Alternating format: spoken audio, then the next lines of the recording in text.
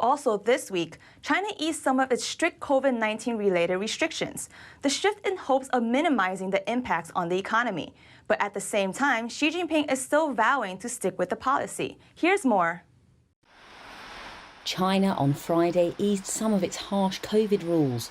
This included shortening quarantines from 7 days to 5 for close contacts of infected people and for inbound travellers. It also removed a penalty for airlines bringing in too many cases, as well as other antivirus measures. The loosening of the rules came a day after China's new Politburo Standing Committee discussed COVID during a meeting chaired by President Xi Jinping.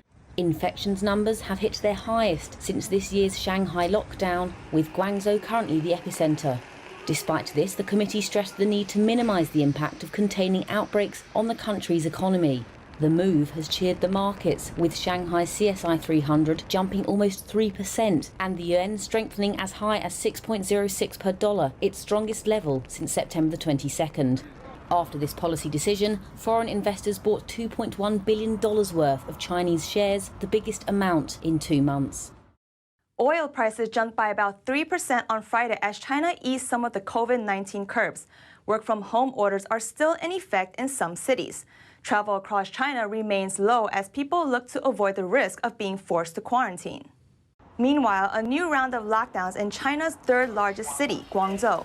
Local virus cases are seeing an uptick, over 2,000 cases in 24 hours. Guangzhou is among the cities most critical to China's economy.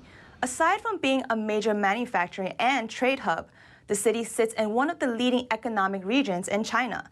That region accounts for about 7% of China's GDP.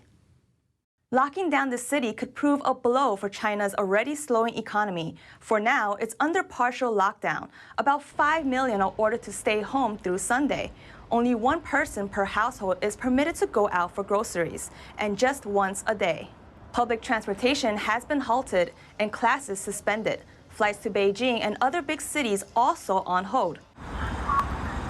Up north in China's capital, Beijing, the city's 21 million residents must get tested daily for the virus. Many schools have switched to online classes. Hospitals now offer restricted services, and some shops and restaurants are shuttered with staff under quarantine.